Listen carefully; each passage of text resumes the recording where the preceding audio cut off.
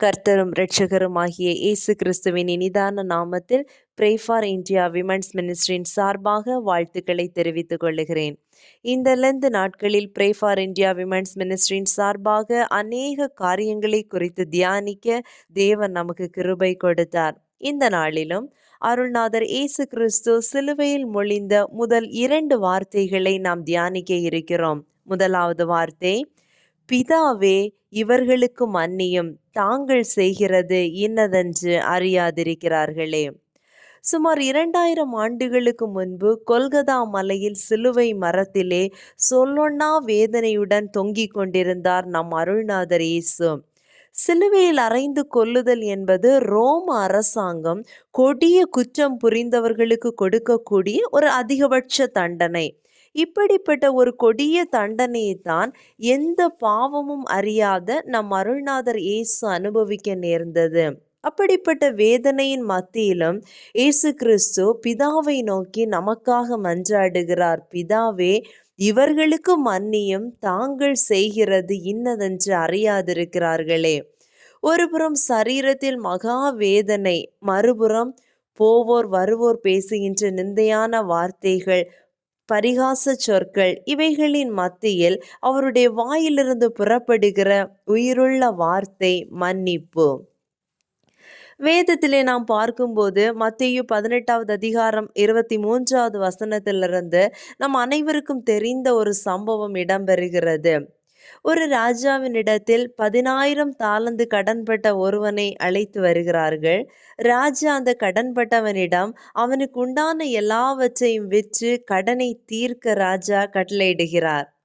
ஆனால் அந்த கடன்பட்டவன் அவருடைய பாதத்திலே விழுந்து வணங்கி மன்னிப்பை பெற்று கடனை அடைப்பதற்காக சிறிது காலத்தை பெற்றுக்கொள்ளுகிறான்.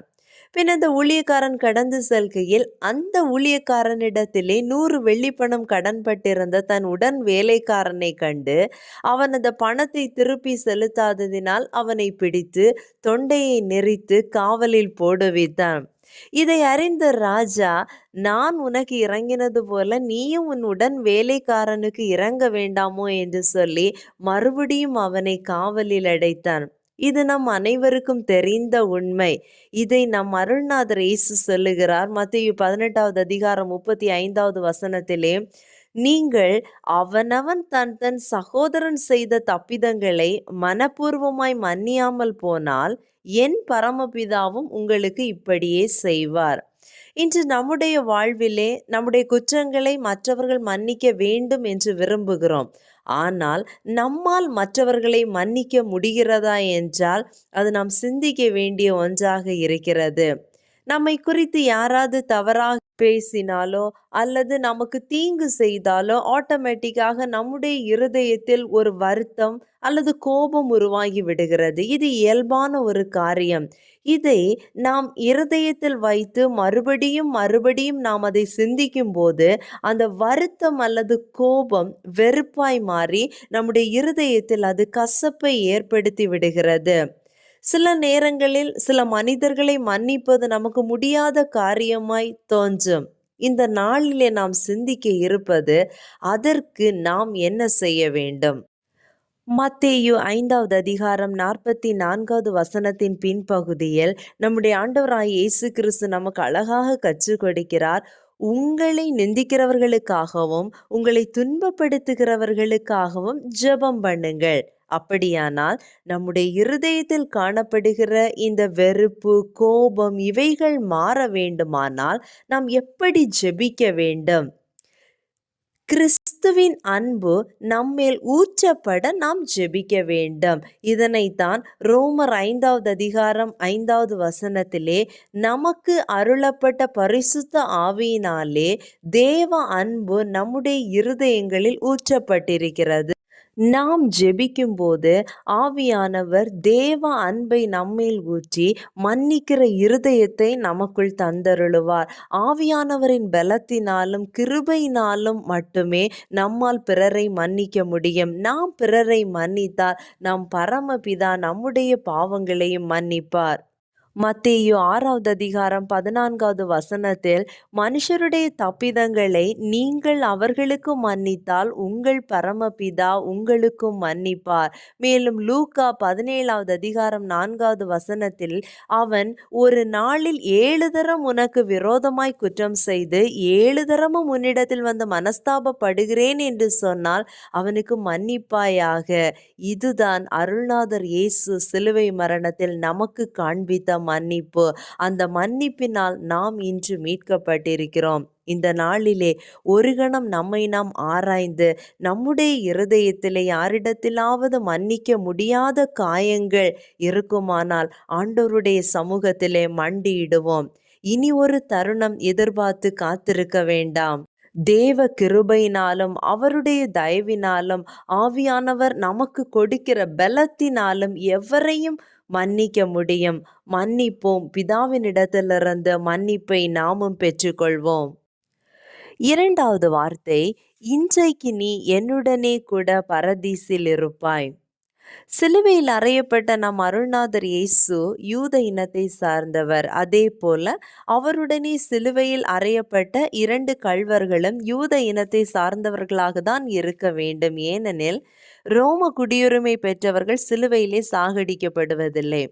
இவ்வாறு சிலுவையிலே அறையப்பட்ட அந்த இடது பக்கத்தில் இருந்த கள்வன் இயேசுவை பார்த்து, நீ கிறிஸ்துவானால் உன்னையும் எங்களையும் ரட்சித்துக் கொள் என்று இகழ்கிறான். பாருங்கள், மனிதனுடைய இருதயம் எவ்வளவு கடினமானது. தன்னுடைய உயிர் போகும் நிலைமையிலும் கூட காரணமில்லாமல் ஒருவனை தூஷித்து மகிழ அவன் தயங்கவில்லை. ஆனால் சிலுவையில் அறையப்பட்ட வலது பக்கத்தில் இருந்த கள்வனோ தன் தவறை உணர்ந்தவனாக காணப்படுகிறான். இப்படிப்பட்ட ஒரு சூழ்நிலையில் ஒரு தனி மனிதனுக்காக அப்போதிருந்த சூழ்நிலையின் அடிப்படையிலே மனந்திரும்பிய ஒரு கள்வனுக்கு இரட்சிப்பை அருளுகிற வார்த்தையாக இந்த 2வது வார்த்தையை கூறுகிறார். லூக்கா 23வது அதிகாரம் 40 முதல் 43 வரை உள்ள வசனங்களை நாம் பார்க்கும்போது, இயேசுவுடனே கூட சிலுவையிலே அறையப்பட்ட அந்த மனம் திரும்பிய கள்வனின் வாயிலிருந்து புறப்பட்ட வாக்குகளை நாம் காணலாம். முதலாவது அவன் கூறுகிறான், நீ இந்த ஆக்கினைக்கு உட்பட்டவனாய் இருந்தும் தேவனுக்கு பயப்படுகிறதில்லையா? 2வது அவனுடைய வாயிலிருந்து புறப்படுகிற வார்த்தை, நாமோ நியாயப்படி தண்டிக்கப்பட்டிருக்கிறோம், இவரோ தகாததொன்றும் நடப்பிக்கவில்லையே.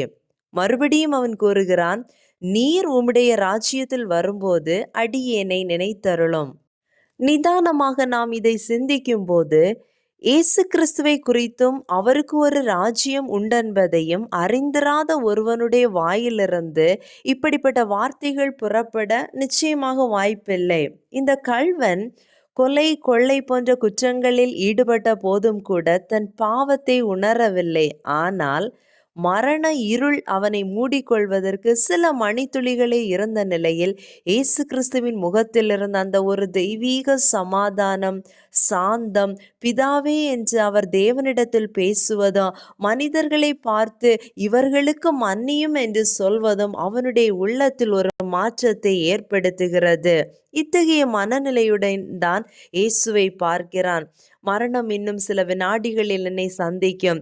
எத்தகைய தேவ தண்டனை எனக்கு காத்திருக்கிறதோ என்று நான் அறியேன். நீதிபரராகிய உமக்கு பரலோக ராஜ்யம் காத்திருக்கிறது.